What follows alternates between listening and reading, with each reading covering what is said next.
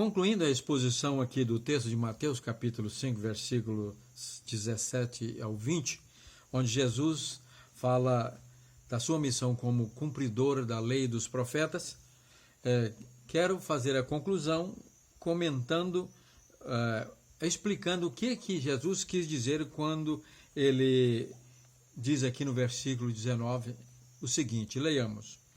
Aquele, pois, que desrespeitaram um destes mandamentos, ainda que dos menores, e a ensinar os outros a fazer o mesmo, será considerado mínimo no reino dos céus. Na Bíblia atualizada fala violar, né? Continua.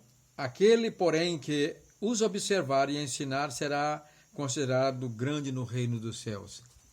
Então é interessante que esses mandamentos aqui estão falando dos 10 mandamentos, que segundo a lei ali no Velho Testamento, a violação de qualquer um desses mandamentos era considerado como pecado. E quando ele diz aqui menor, está falando da questão da gravidade, da punição da consequência, né? Da consequência da punição, porque há mandamentos ali que, uma vez violado, seria punido com a pena de morte, como no caso do assassinato. Enquanto que no caso do furto, o que havia furtado tinha que ser restituir 4 vezes mais, né? É nesse sentido aí de menor, né? Muito bem. E esses mandamentos estão lá resumidos nos 10 que foram codificados. Essa lei sempre existiu e existirá eternamente porque é a lei moral. Mas quando Deus faz aliança com Israel, ele transforma esses princípios morais que ainda atuam hoje, né, em todas as culturas e os povos, são os direitos, né, humanos e assim por diante, e também na vida do cristão, através do amor, esses princípios foram codificados nesses 10 mandamentos, que depois foram desdobrados de acordo com Israel, né? Por exemplo, no mandamento que diz que deve cultuar a Deus, né, no dia do descanso. Aí vem as leis cerimoniais e tantos outros mandamentos sobre leis civis, sanitárias, de culto e assim por diante.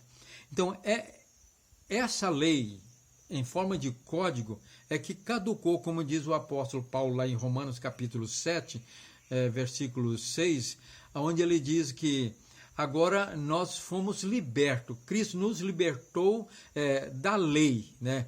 E que agora nós não servimos a Deus de acordo com essas formas de mandamentos que já caducaram, deixaram de vigorar, como Jesus diz, que vigoraram até João, né?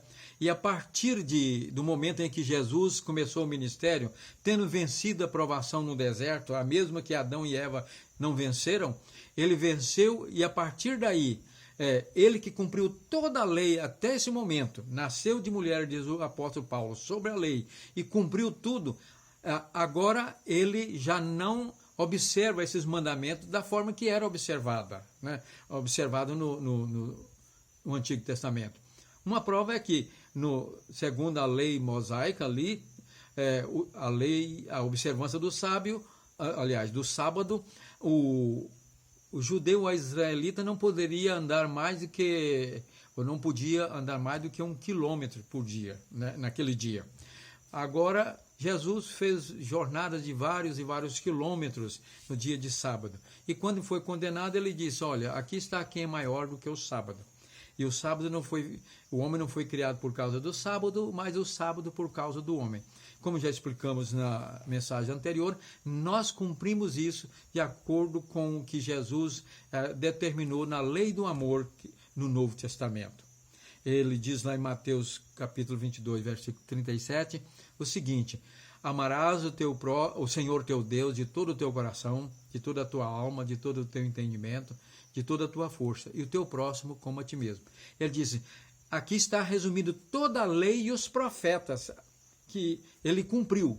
E nós, quando andamos no amor de Deus, que depois que convertemos, nascemos de novo, o Espírito de Deus habita em nós, nós temos o Espírito de Deus e nós recebemos o amor de Deus derramado em nosso coração. E agora nós cumprimos essa lei e os profetas, todos os ensinamentos nessa forma aí, né? Não de acordo, como diz Paulo, com aqueles mandamentos caducos, né, que já não vigoram mais da forma como era no Antigo Testamento. Agora, para concluir, por que ele diz aqui que quem desobedece um desses mandamentos será considerado mínimo e não será considerado pecador, merecendo o inferno? Aqui ele está falando do cristão, aquela pessoa que já converteu, nasceu de novo e está em Cristo, né? Pertence ao reino de Deus, já está no reino. Então, o cristão que converte e anda na presença de Deus, é fiel, anda em santificação, ele, além dessa salvação que recebeu pela graça, em recompensa dessa sua fidelidade, ele vai ter uma posição de destaque no reino dos céus. Será grande, né? É o galardão.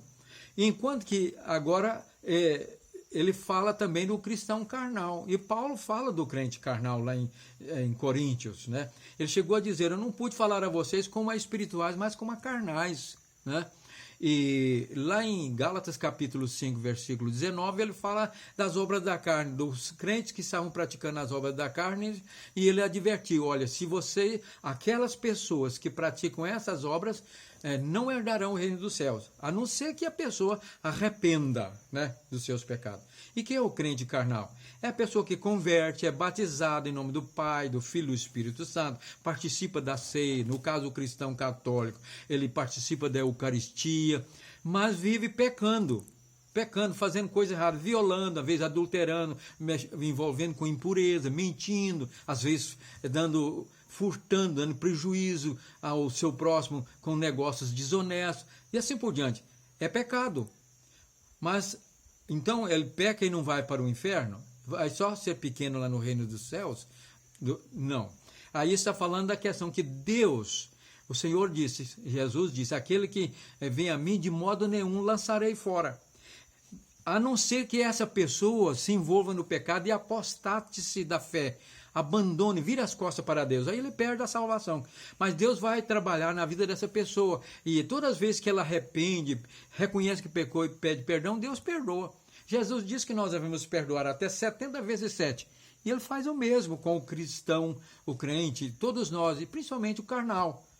E acontece que muitas vezes esse crente não conserta a vida, e na hora da morte Deus permite que ele passe por um momento de sofrimento, no leito de dor, para que ali ele reflita, reconheça os seus erros, conserte alguma coisa errada que fez com o próximo, peça perdão e perdão a Deus, para que ele possa então morrer salvo. Paulo disse lá no texto da ceia, em Coríntios, diz que: eis a razão porque há entre vós muitos fracos e doentes, não poucos que dormem, já morreram, porque tomaram a ceia do Senhor indignamente.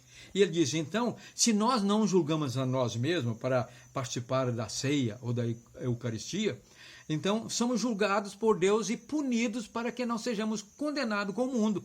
Porque se nós continuarmos pecando, violando esses mandamentos, não vamos ser mínimo no reino do céu, não. Vamos para o inferno, né? Mas, quando essa pessoa arrepende, nesse momento de sofrimento, ela arrepende, pede perdão, morre. Só que é salva, mas não tem nenhuma posição de destaque no reino dos céus.